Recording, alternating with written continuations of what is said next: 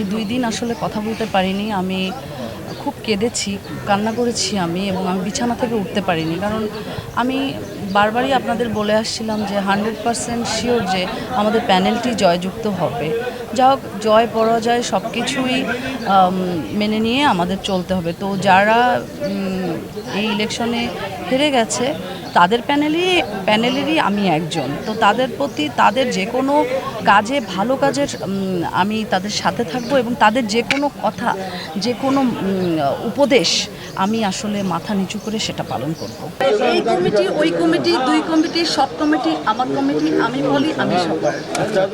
ঠিক আছে, আমি সবার কাজ করেছি। সো যখন ইলেকশন ছিল তখন ২টি পক্ষ ছিল, বিপক্ষ ছিল। এখন যেহেতু ২ পক্ষ থেকে আমরা সবাই ইলেক্টেড হয়ে এখানে এসেছি, এখন আমাদের একটি কমিটি, সেটা হচ্ছে মিশা ডিপজল কমিটি। আমার সর্বোচ্চ সহযোগিতা আমি আমার শিল্পীদেরকে করতে চাই, সেটা আমি অবশ্যই মিশা ভাই এবং ডিপজল ভাইয়ের সাথে পরামর্শক্রমে, এবং আমি আমার সর্বোচ্চ দিতে চাই আমার ভোটারদেরকে। কারণ আমি ২২০ ভোট পেয়ে ইলেকশনে উইন হয়েছি। এটা কিন্তু মানে মানে আমার ভোটারদের হচ্ছে যে ভালোবাসা। আজকে এই ভালোবাসা, আজকে এখানে আমি দাঁড়িয়ে আছি কেন? আমি আজকে শপথ গ্রহণ করতে এসেছি এই কারণে যে এই ২২০ জন মানুষ আমাকে ভোট করে উইন করেছে। আজকে যদি আমি শপথ গ্রহণ না করি তাদের মনে কষ্ট দাও।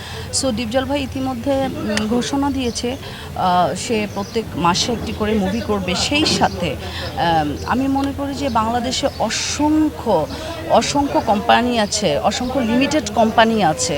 তারা যদি এই চলচ্চিত্রে মেকিংয়ে এগিয়ে আসে তো চলচ্চিত্র উন্নতি হতে বেশি সময় লাগবে না। আমি মনে করি এই যে ইলেকশন, এত শিল্পীর সমাগম, এখানে একটা নতুন ছবির একটা মুভি মেক হওয়ার চান্সেস আছে। তাদের তো কোনো দোষ ছিল না, আমি নয় আরেকটি প্যানেল থেকে এসেছি।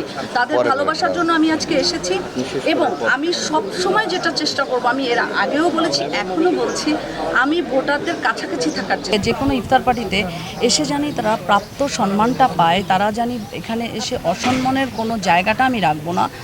তাদের কথা, তাদের সুখ দুঃখ, তাদের যে কোনো কথা শোনার আমি চেষ্টা করব এবং তাদের কি চাহিদা, তাদের কি চাওয়া, সেই চাওয়াটা পূরণ করার চেষ্টা করব। রিসেন্টলি মাত্র ৪-৫ দিন হলো যে ইলেকশনটি শেষ হয়েছে। এখন আস্তে আস্তে কিন্তু পরিবেশটাও কাজের জায়গায় আমাদের ফেরত আসতে হবে। ইলেকশন নিয়ে পড়ে থাকলে আমাদের হবে না।